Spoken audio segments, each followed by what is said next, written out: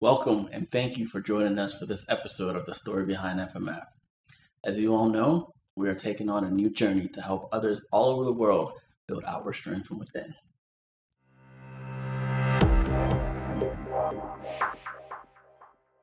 Things started to, slowly get a little bit more complex with schooling and getting ready to graduate and really starting to understand where my priorities lie.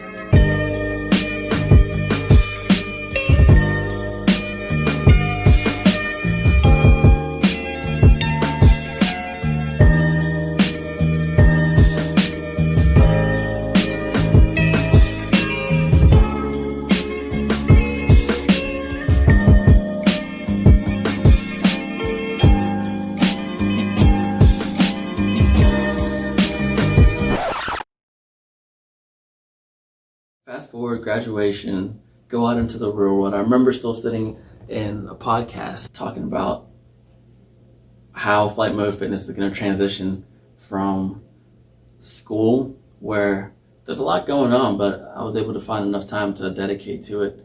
And I had a lot of friends, Kalino, Chris Biker, and Mr. Jones, Steve-O, that were working out with me in and out of school. During that podcast, I remember talking, and they're like, how are you going to make this transition? I said, you know what? I think it's actually going to be really easy because I'll be going to the real world. All I'll be doing is working versus the 10,000 things I'm doing while I'm in school, and I can just focus on work and flight mode fitness. That wasn't such the case. Early on, I'd say the first 2 years, 2 to 3 years, it was sort of in and out. When I first moved out, I was very focused on work, trying to, excel at my job and put my best foot forward. So flight mode fitness was kind of an afterthought. I was posting every now and then, but I had lost a dramatic amount of people, and it didn't help that I would be active for a few months, go away, then come back, go away, and then come back. And that happened for about 3 years. And then I had a point where I was really just out. And for about 2 years, honestly. And that was a really interesting point in my life because I think it became like when we hear a lot about the personal life work balance, I think just the grit in me and the passion to succeed at everything I did had me sort of lose focus of some of that stuff that I really enjoyed doing, the passions, the working out, the helping others, and it would just end up being more work than anything. And I found myself just really in not the greatest place, to be honest. A bit of depression, a bit of just doubt, a bit of just not knowing where I was headed anymore. I had given up a lot just to work and focus on that.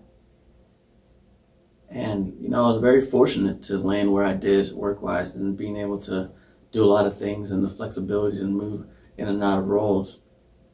So the issue here is not necessarily the work. The issue was finding the balance and understanding that life is more than just work, and realizing that I had to find that passion again. I had to find that dream again, because without it, I was just lost.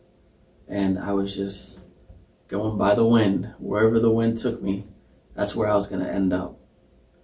And, it really got me to a dark point where I just started to realize, is this really all life is meant for? Is this really what the rest of my 60 plus years looks like? And honestly, it got hard to get up. It got hard to do work appropriately. It got hard to do a lot of things, and very much sheltered myself from a lot of people. As a fun-loving person, a person that was always happy, a person that was always just, as some would say, the life of the party, it was a really,